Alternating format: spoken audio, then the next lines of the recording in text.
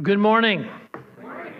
I love water. Does anybody here like water? I mean, I drink a lot of water. When I first learned to drink a lot of water was when I moved out here the first time. I just had to learn to drink water. I was always thirsty. I drink today probably about a gallon or more of water a day, which also means I'm up about half the night, but that's another story. Love water. Water is really important to living, isn't it? Ancient Babylon is in the middle of a desert. Have you ever considered that? I mean, it's in an area known as Mesopotamia. And do you know what Mesopotamia means? It means between the two rivers. Water, between the two rivers. And those rivers are the Euphrates River and the Tigris River. Babylon existed for a long time. In fact, its history may go back to about the year 3000, at least 2800. And the first time we see anything about Babylon mentioned, and sometimes it'll go by the name of Shinar or Shinar, depending on how you pronounce it. The first time we see something about Babylon mentioned was actually in Genesis chapter 10, and there was a fellow by the name of Nimrod. Do you remember the name Nimrod? It's also where the Tower of Babel was. And it's got two distinct eras, from about 2800 to 1600, and then again from about 650 for another 70 years. In the first era, Babylon was never really a very large town. It was always kind of a small little place. And it's located there on the Euphrates River. So water is important, and that's a lot of water, those two rivers, in a very otherwise arid area. And so it was known as the Fertile Crescent, because here's water in the midst of all this desert, and it allowed all kinds of things to grow. There was a famous leader of the town of Babylon by the name of Hammurabi, who was famous for writing laws. Anybody heard of Hammurabi and his laws? Okay. Yeah. And then they kind of fell into disrepute. Even during Hammurabi, they were not really a very big place. By the time we get to the writings of Daniel, Babylon had become pretty big, pretty significant. It was part of the Assyrian Empire before it, and actually the person who became the first emperor of Babylon, Nebuchadnezzar, was kind of a leader in the Assyrian Empire, and the town of Babylon had been built originally on one side of the Euphrates River. But get this, as it grew, another portion was built on the other side of the Euphrates River, and they had bridges that connected the two.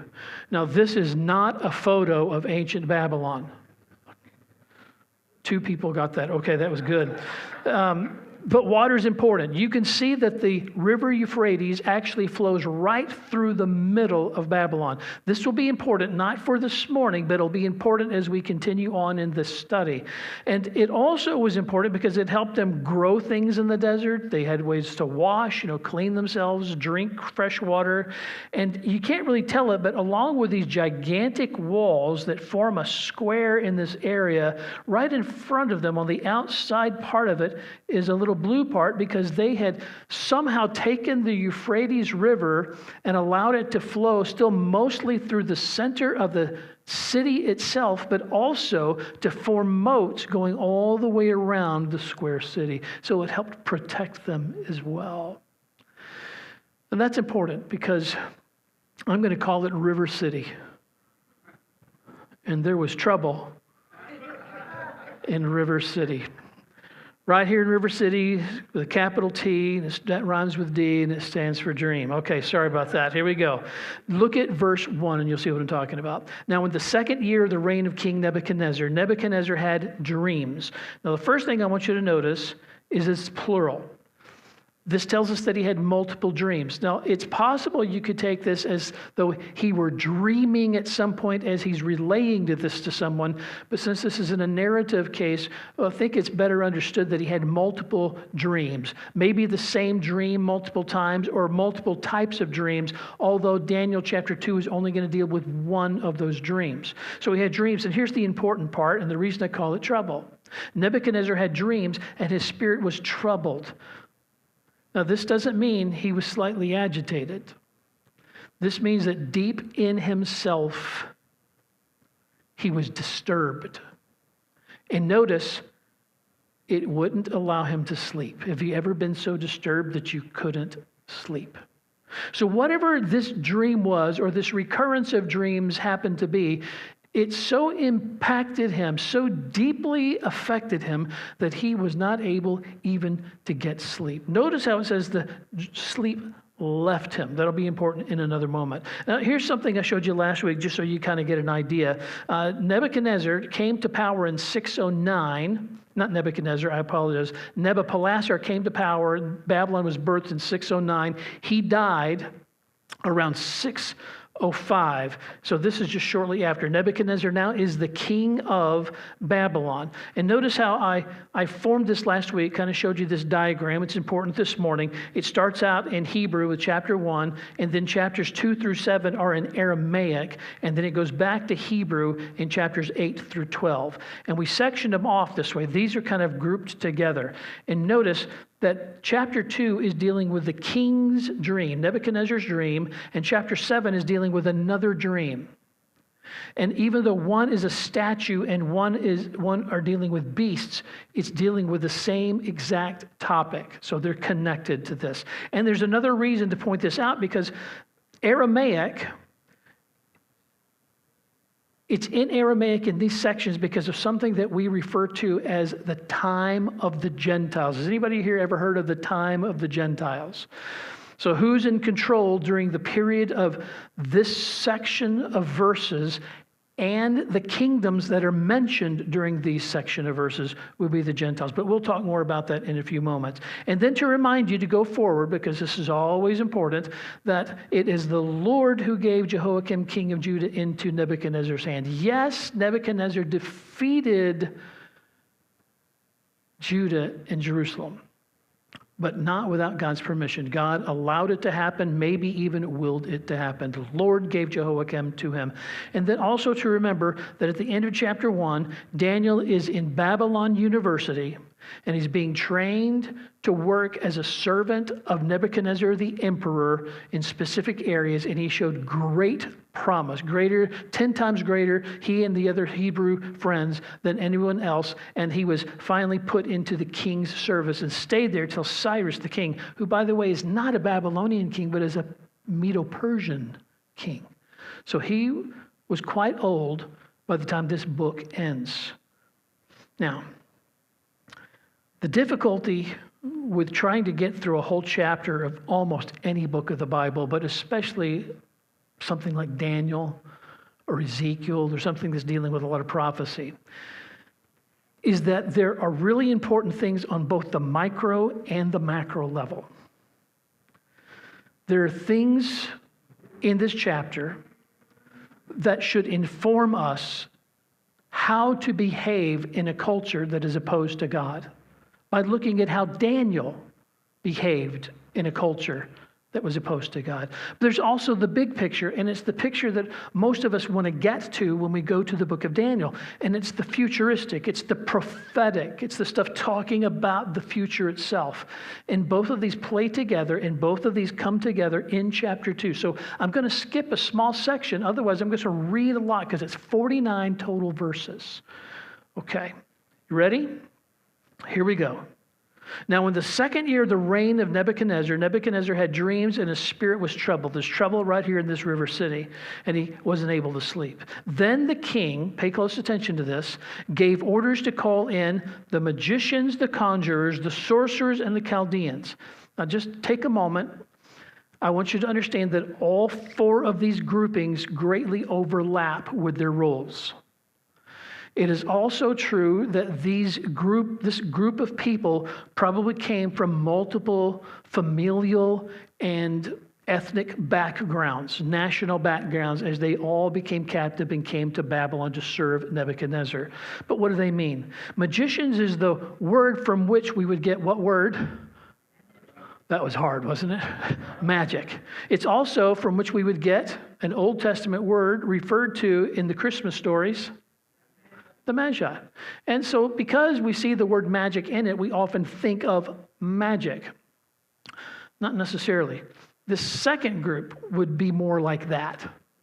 The third group, even more so. So the magicians, the word from which we get the magicians here, which translated magi, actually at its base means a stylus or a pen. So it might be referring to scholars. The second group is referring to people who dealt with astronomy and astrology, and they looked at the skies and the heavens, which also play a big part in the book of Daniel, including chapter 2. And they're trying to read the tea leaves sort of by looking at the sky and the heavens. The second or the third group, the sorcerers, are really the ones that make incantations and cast spells and these sorts of things. And the Chaldeans is referring to not only a kind of an ethnic group of people, but a type of person that's from this particular area. And he called them together. This is what you really got to pay close attention to. Watch this.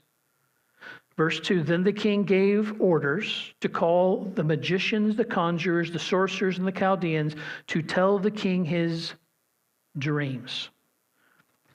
Not the meaning of the dream, the dreams. Now, he's going to want to know the meaning of the dream also, but he's not going to trust what they say is the meaning of the dream unless they can tell him also what he dreamt. Now, that's a pretty tall tale, pretty tall order. So they came in and stood before the king, and the king said to them, I had a dream, and my spirit is anxious to understand the dream. Then the Chaldeans spoke for the rest of the group, spoke to king in Aramaic. Now, notice I mentioned that Chapter 1 is in Hebrew. Chapter 2 through 7 is in Aramaic. This is where the Aramaic starts. From this point going forward to the end of chapter 7 is all in Aramaic. And they spoke and they said, O king, live forever. Tell the dreams to your servants, and we will declare the interpretation. They see what's coming. They're kind of reading the tea leaves already, aren't they?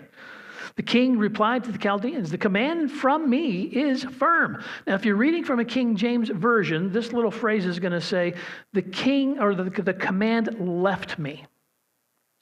And you see that when it talked about his sleep, it left him. And you're going to see that phrase, it left him again a couple of other times in the New American Standard, ESV, and several other English translations.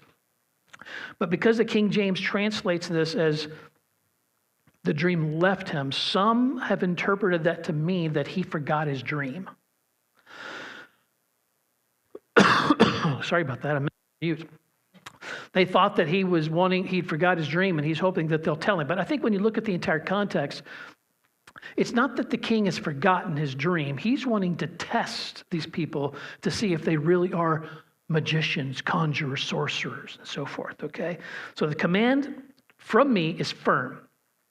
If you do not make known to me this is supposed to be dream, sorry about that, the dream and its interpretation, he's going to provide a little incentive. You will be torn limb from limb and your houses will be made into a rubbish heap. I would say that's got a pretty good amount of incentive to it. But if you declare the dream and its interpretation, you'll receive from me gifts and a reward and a great honor. Therefore, declare to me the dream and its interpretation. Now, Nabopolassar was the original emperor of Babylon. But they were part of the Assyrian Empire before. And so what most scholars think is happening here is that Nebuchadnezzar doesn't know whether these magicians, sorcerers, and so forth are really on his side. Because if he doesn't have to if he gives them the dream and all they have to do is interpret it, they can make up anything they want.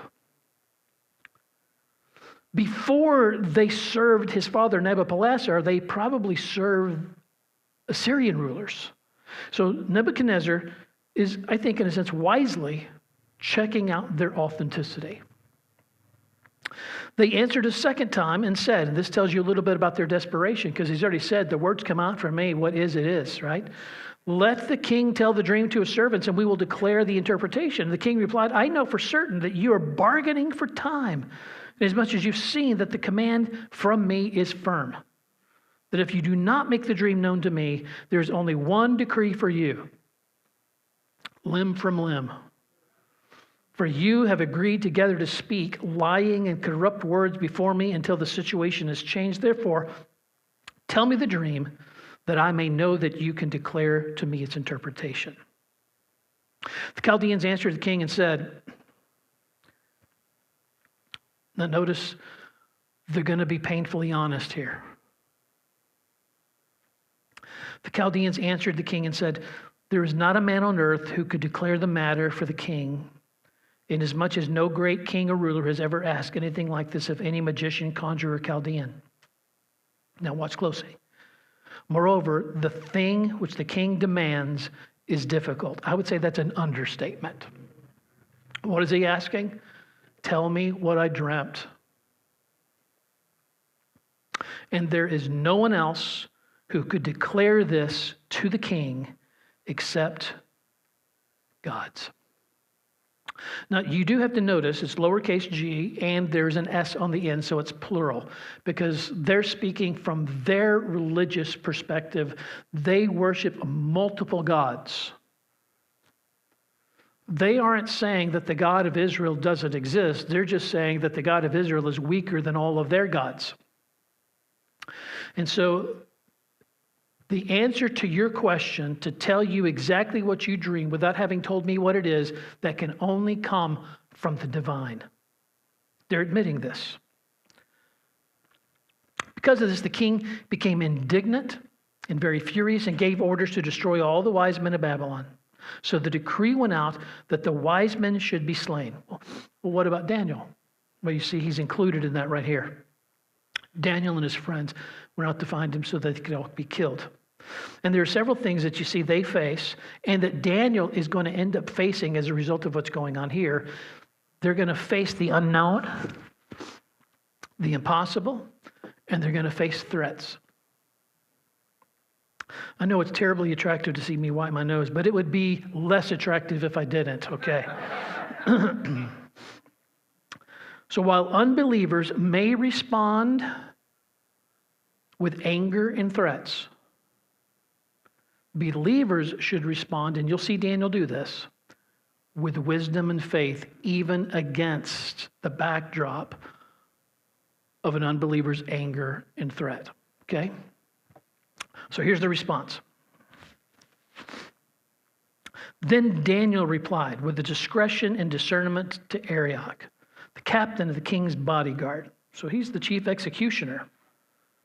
He'd gone forth to slay the wise men of Babylon, and he said to Arioch, the king's commander, just seems so casual. For what reason is the decree from the king so urgent? Now catch this a second. He doesn't ask why they're going to be killed. He's basically asking, why do we have to do it so fast, man? And then Arioch informed Daniel about the matter, which may imply that Arioch had tremendous respect for Daniel already. So Daniel went in and requested of the king, this is bold, that he would give him time in order that he might declare the interpretation for the king. Now, Daniel knew what would happen because Arioch told him. So this has to include not only the meaning of the dream, but what the dream was. He is boldly saying, I'll give it to you. Then Daniel went to his house and informed his friends. How do you remember their names again? Meshach, Shadrach, Abednego, which is their Babylonian name. Here's their Hebrew name, Hananiah, Mishael, and Azariah, about the matter, so that they might request compassion, which means mercy from God, from the God of heaven. Now, one thing that I just want to point out first, imagine this. He prayed about it. Yes, I'm being a little sarcastic. And he informed some other friends so that they could pray together about it. Isn't that remarkable? His initial response was calm, collected, gathering of information, and then gathering of trusted believers to go to God together. Compassion, again, means mercy. And don't let this phrase pass you up because you'll see it a handful of times. They were going to request compassion from the God of heaven. Now, technically, there's an S here. Technically, this is plural, the heavens. And you have to understand that while it's not so easy to see reading it here in English, what's happening behind the scenes is that this is a direct challenge to the gods of Babylon. Remember, one of their leaders to inform the emperor was the magician, the conjurers, the astrologers are looking up into the skies. Okay? So they're asking God, the God of the heavens, concerning this mystery, so that Daniel and his friends would not be destroyed and the rest of the wise men of Babylon. Then the mystery was revealed to Daniel in a night vision. Now, the truth is, we don't know exactly what this means, except that whatever it was, it happened at night. And most scholars think that it wasn't a vision as such, but it was a dream. A vision in a dream, kind of like Nebuchadnezzar had. Then Daniel blessed the God of heaven. What does this mean? He praised him. Now, I'm going to skip the next few verses because it's the song that they sang in praise. It's not that it's unimportant. It's to save some time because there's 49 verses total. So here's a summary of what happened. They sought additional information. They were reasonable in the way that they approached everyone. He shared with trusted believers. I'm using that word on purpose. Should we be able to trust every believer? The answer is yes, we should. But the reality is, can you trust every person, whether believer or not? You can't. So share with people you know have your back, but will also tell you the truth when it's not convenient for you. Then they prayed, trusting God and seeking his answer. And when God answered, they praised him. Therefore, Daniel went to Arioch, whom the king had appointed to destroy the wise men of Babylon. He went and spoke to them as follows: "Do not destroy the wise men of Babylon. Take me into the king's presence, and I will declare the interpretation to the king." Now, this is also bold. We're about to get to the stuff everybody wants to get to, but just hang tight. Then Arioch hurriedly brought Daniel into the king's presence and spoke to him as follows. It says, as follows. So what follows? Arioch said, "I have found a man." Notice that he's taking credit for this. "I have found a man among the exiles from Judah who can make the interpretation known to the king." The king said to Daniel, whose name was Belshazzar, "Are you able to make known to me the dream which I've seen and its interpretation?" Notice Daniel's response again.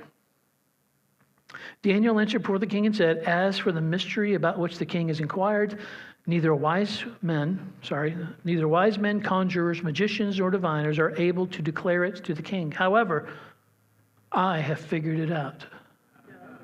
No, he says, however, there is, here it is again, a God in heaven.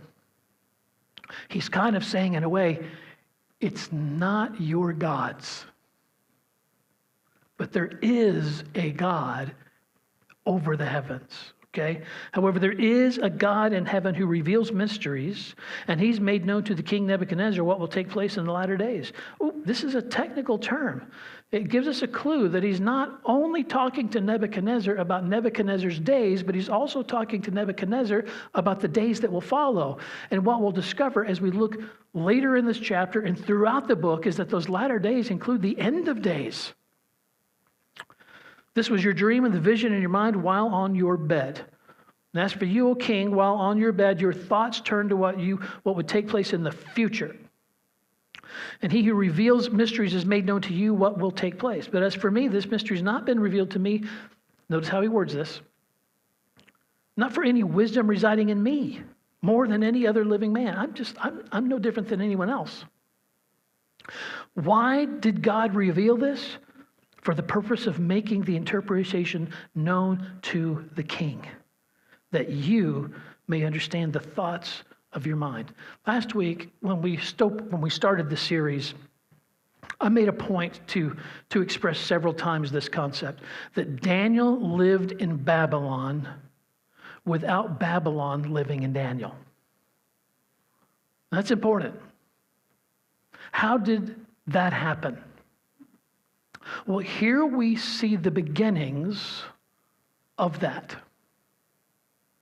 Because while the king, Nebuchadnezzar, exerted tremendous effort to deliberately reprogram Daniel's way of thinking, his identity, his religion, his perspective of himself and of God, what ended up happening was that God used a faithful Daniel to begin reprogramming Nebuchadnezzar.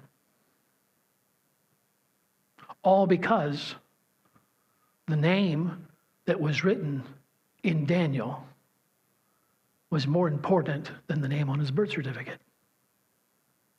He identified as God's even more than he saw himself belonging to himself. Now, he took a relational approach. He was gracious. This is what I've discovered. Remember all of that? He did not say, I figured all this out, but I'm not capable of it. This is from God. He gave God the credit, and he boldly told the truth, even at personal risk, because this is the king who is intending to kill all of them. Now we get to the part everybody wants to get to, the revelation. What was the dream and what did it mean? You, O king, were looking, and behold, there was a single great statue. That statue, which was large and of extraordinary splendor, was standing in front of you, and its appearance was awesome. The head of that statue was made of fine gold, its breast and its arms of silver, its belly and its thighs of bronze, its legs of iron, its feet partly of iron and partly of clay. We don't have a picture of that statue. But here's an artist rendering, right? Head of gold, torso, including both arms, of silver, the stomach and hips and so forth of bronze, the legs of iron, and the feet of iron and clay. And the way that Daniel reveals this is that these two sections right here are of the same empire. These two sections are of the same empire. Okay, because there's 4 mentioned. You continued looking until a stone was cut out without hands, and it struck the statue on its feet of iron and clay and crushed them. Then the iron, the clay, the bronze, the silver, the gold were crushed all at the same time and became like chaff from the summer threshing floors. That's really quite descriptive. If you've seen chaff being separated from the wheat and so forth will fall to the ground, and the rest of it becomes like dust and blows off into the air. And that's what he's saying. These things, as precious metals as they may be, as heavy as they may be, the stone, whatever it may be, when it crushes the feet of the statue and it falls, it's going to dissolve basically into nothing and cease to exist.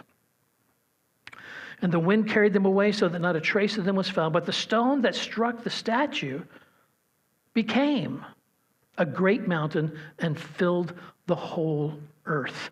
This was the dream. Now we will tell its interpretation before the king. Now this is curious because he says we. Who does he mean by we? Some scholars look at this and they say he might be referring to him and God. I think the context leans heavily toward, he's talking about the 3 friends that he gathered and they had a prayer meeting with. We prayed about it. God answered our prayers. And there's nothing else to indicate that is God. So I think that's the case. Can't prove it, but that's what I think. Now we will tell its interpretation before the king. Now remember, the only reason the king is going to believe Daniel's interpretation is because Daniel not only told him the interpretation, but he told him what the dream itself was first. Pretty remarkable. You, O king, are the King of kings, to whom the God of heaven, there's that phrase again, the God of heaven, there aren't multiple, has given the kingdom, the power, the strength, and the glory. And wherever the sons of men dwell, or the beasts of the field, or the birds of the sky, he has given them into your hand and has caused you to rule over them. You are the head of gold. He's saying, King, you're great. You're significant. You're powerful. You're of great worth. Your kingdom has a great expanse. But here's what we'll learn. If we were to take a map and look at every one of these kingdoms, they get larger and larger. After you, oh, that's probably not what Nebuchadnezzar wanted to hear. He's got an expiration date. And not only him, but his kingdom does. After you, there will arise another kingdom, inferior to you, then another third kingdom of bronze, which will rule over all the earth. Then there will be a fourth kingdom, as strong as iron, and as much as the iron crushes and shatters all things, so like iron that breaks in pieces, it will crush and break all these in pieces. And that you saw the feet of the toes, partly of potter's clay and partly of iron. It will be divided. It will be a divided kingdom, but it will have its toughness of iron, as much as you saw the iron mixed with the common clay, just like the dirt. It's inert of quality. It's worthless. And as the toes and the feet were partly of iron, partly of pottery, some of the kingdom will be strong and part of it be brittle. In that you saw the iron mixed with common clay, they will combine with one another, and the seed of men. We don't have time to get into this, but this verse right here, verse 43, is an incredibly intriguing verse. What does he mean by the seed of men? And they will not adhere to one another, even as iron does not combine with the pottery. Here again is a depiction of what that statue could have looked like, something like this. Got the gold, silver, bronze, and iron, and the last part of the last kingdom is iron mixed with clay in the feet. And not just any clay, but a weak, cheap, just dirt, dust-made clay. Okay. Daniel does tell us who the gold is. He doesn't tell us specifically who the other ones are. He tells us specifically that the gold head is representing Nebuchadnezzar and the Babylonian Empire. And notice that it didn't live for very long. It came into existence and it died as an empire in the book of Daniel. It only existed, as powerful as it was, for about 73 years. Now, the next three, again, Daniel does not articulate who they are. But historically speaking, the vast majority of scholars hold to a consistent view. It happens to be the one that I hold to as well. And so I think it'll make a lot of sense. We'll get into more depth of this as we go through the book. The silver is the Medo-Persian Empire. Now notice, it's Medo-Persian. It's the combination and the coexisting and the cooperation of two separate empires. In fact, Cyrus, who will defeat Babylon in chapter 5, is a Mede and a Persian. He's the product of both a Median mother and a Persian father. So it's one kingdom. And you'll also notice I say here that it lasted for 200 years and also 10. Because at the time that Medo-Persia defeated the Babylonians, 10 years would pass and the Medes were kind of cut out of it. So they only lasted for about 10 years, but the Persian Empire ended up lasting for about 100 years. I'm sorry, about 200 years. The bronze, anybody want to guess who the bronze is? The Greeks. They lasted about 150 years. And the iron is the Romans. Here you have two different years again. You have the one being led from Rome, and then you have the Byzantine Empire that was being led from Constantinople. The Roman Empire led from Rome only lasted about 500 years, but the one led from Constantinople, the Byzantine Roman Empire, lasted for about 1,500 years. Now here's an interesting thing. The iron and the clay, still the same kingdom, will go to the end times. And what we find throughout eschatological passages, including latter Daniel and the book of Revelation, is that we see a form of Babylon and Rome still playing a factor in the end days. Now here's the part that I think is really interesting. In the 1500s, the last emperor of the Byzantine Roman Empire, before they were defeated by the Ottomans, actually sold his rights to the Roman Empire to the Spanish king. And you can go do a little research and you'll find that while they had not done anything with it, the current Spanish king still owns the rights, technically speaking, to being emperor of Rome. Isn't that interesting? I call this the statute of limitations. No, I've not misworded it. Not statute, but statue, because remember, he's telling Nebuchadnezzar that you've got a time limit.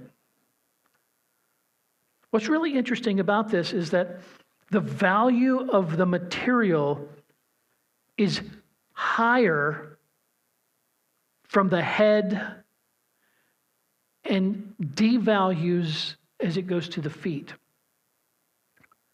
But concurrently, the strength of the material or the metal itself actually gets stronger as it goes down the statue, with the exception of the feet, which are made both of iron and clay, miry clay, dust of the earth.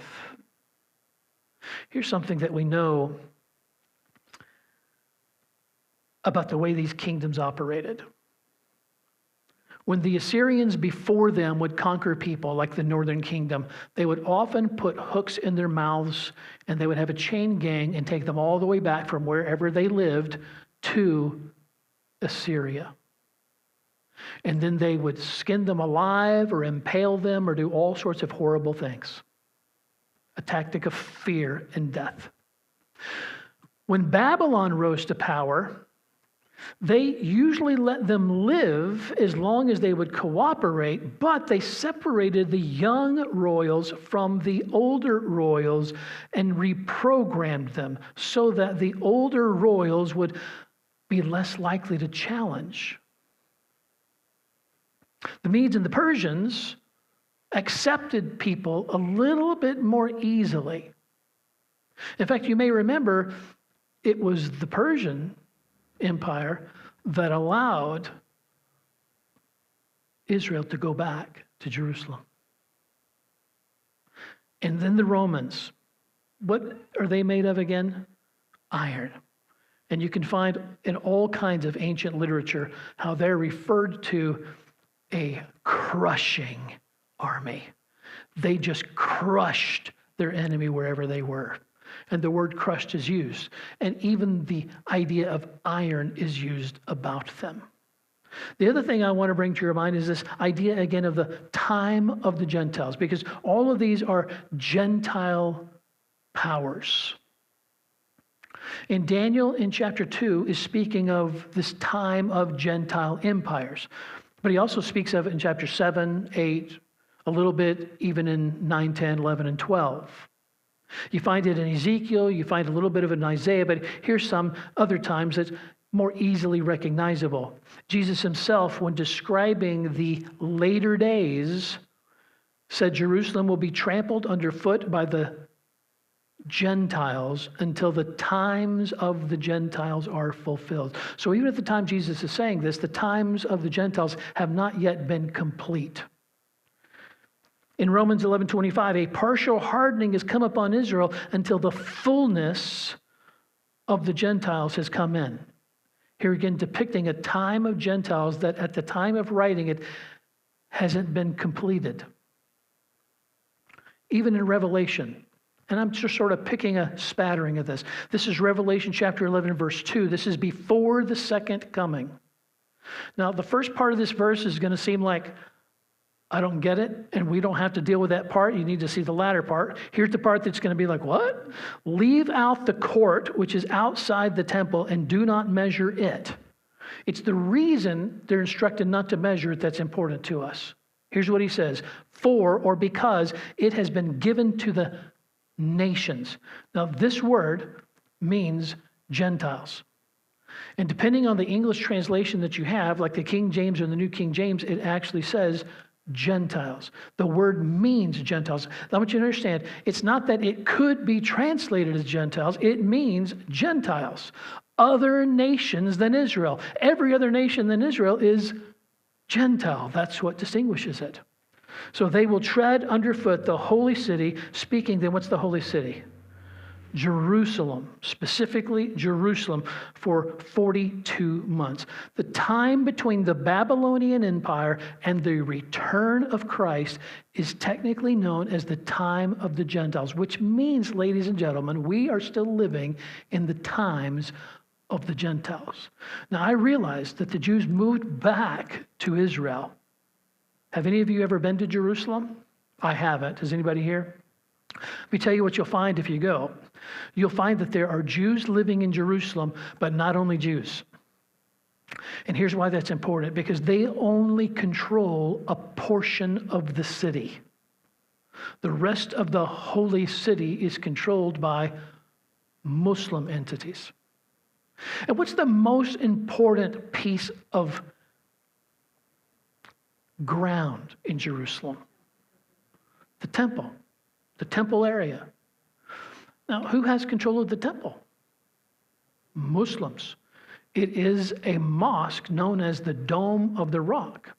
So even though the Jews have returned to Jerusalem, they don't have control of the holy city. And the most important historical, geographical location, they don't have any control over.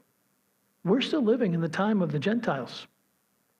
Now, in the days of these kings, the God of heaven will set up a kingdom which will never be destroyed. There's another kingdom coming, and once set up, it will never disappear. And that kingdom will not be left for another people. It will crush and put to an end all of these kingdoms that he just mentioned. But it will itself endure forever. Inasmuch as you saw that a stone was cut out of the mountain without hands, and that it crushed the iron, the bronze, the clay, the silver, the gold. The great God has made known to the king what will take place in the future. So the dream is true and its interpretation is trustworthy. There's coming an end to the times of the Gentiles, and we'll know it because all those other kingdoms are destroyed. We'll know it because of the return of Christ. But until that, we're living in the time of the Gentiles. I know you probably don't know this, but that right there is a bowling pin, right? I know, a bowling pin. Now, anybody here ever bowl? I enjoyed it. I didn't bowl very often. I would say I was just kind of average. But my dad was a great bowler. He's 85 now. He doesn't bowl anymore. He's got hip issues. Somebody was asking about, why doesn't he bowl? Are you saying he's too old? No, he just doesn't bowl anymore. He's 85 and he's got bad hips. But when he bowled, he was good. In fact, my sister and I had to go to the bowling alley every Tuesday and Thursday night when we were little kids, and we hated every minute of it because we had to be still and we had to be quiet, and we had no idea what was going on. But my dad was good. Do you know what a perfect score is? My dad bowled a perfect game 3 times. But his favorite game, his favorite memory of a game is a game that he didn't bowl perfect. He didn't bowl 300, he bowled 299. And they gave him the option to either take the pen that was actually left or to take home a brand new, never used pen. Which one does that look like? That's right, that's what he took. Because that beat up one was really beat up. And I like this analogy because I think of it every time. You got this big statue like a big bowling pin, and a bowling ball, a big boulder, a stone not cut with hands is going to knock it down, crush it, and it's going to cease to exist. It's going to be so dominated. I mean, my dad was a good bowler. He had a pretty high average because he was a good bowler. He only bowled the perfect score 3 times, and that's really quite a lot, and the 299 once. But not every time. No matter how good he was not perfect. Let me tell you, the only kind of score that the God of the heavens can score is a perfect one. Never misses a pin. Never misses the mark. It's always right on. I cautioned last week, when we look at prophecy, really try to think about this and try to keep yourself from saying that it's when Jesus predicted the future or when God predicted the future or something along those lines, because by using the word predict, we're insinuating that it's possible but not necessarily certain. When God prophesies, He's not taking a guess. He's declaring what it will be. It's as good as is even before it ever occurs. Now, what kind of effect do you think all of this had on Nebuchadnezzar? The part that he could know for sure is that he didn't tell anybody his dream. And then this little Jewish boy, maybe 15 to 17 years old, boldly says, I'll tell you the dream. Give me a little time. Comes back and nails it. That'll perk your ears up. And then for him to tell you you're part of that dream, you're the head of gold, but listen, you've got an expiration date. And the other kingdoms that come up have an expiration date, except for the last one. For that one will exist forever. You know, they loved lions.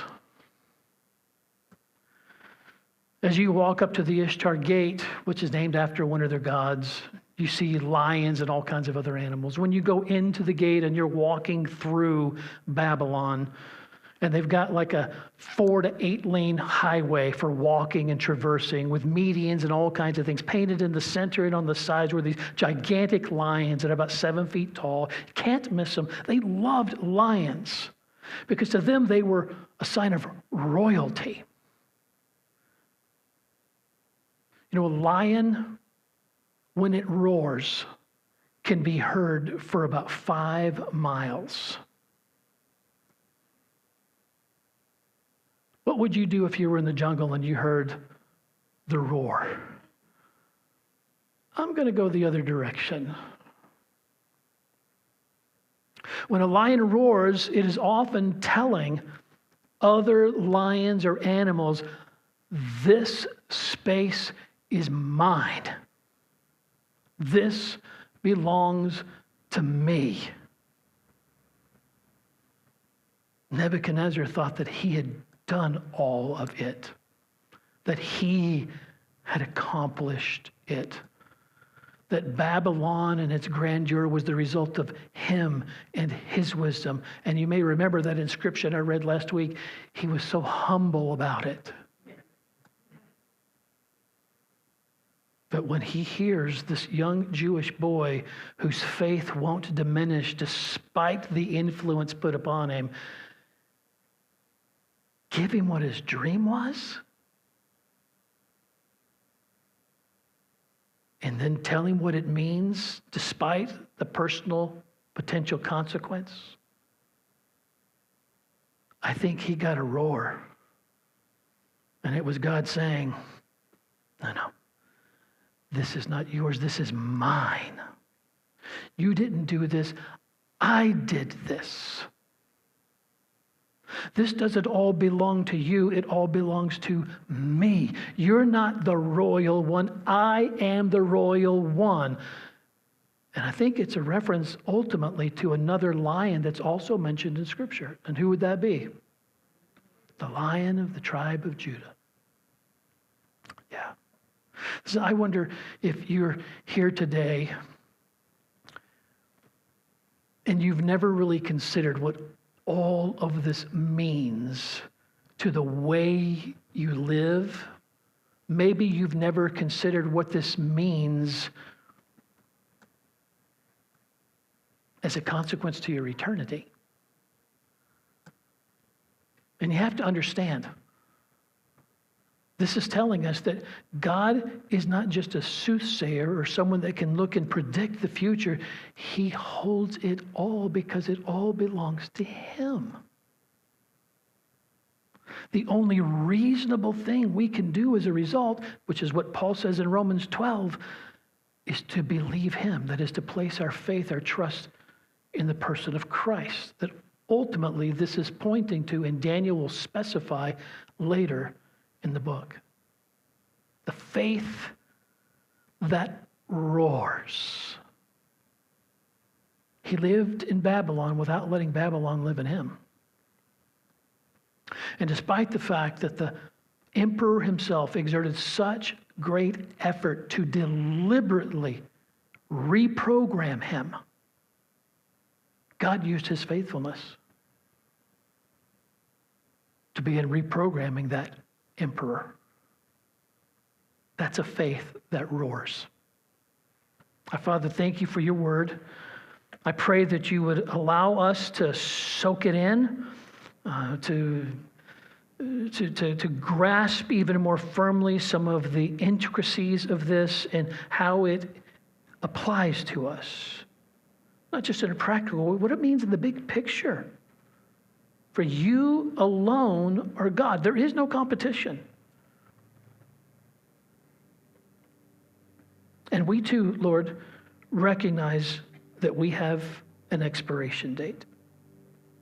I pray that you would so impact us today that we can't leave these thoughts or the lesson from Daniel to Nebuchadnezzar without it impacting us before our expiration date. To you all the glory, Lord Jesus. To you all the glory, we pray. Amen.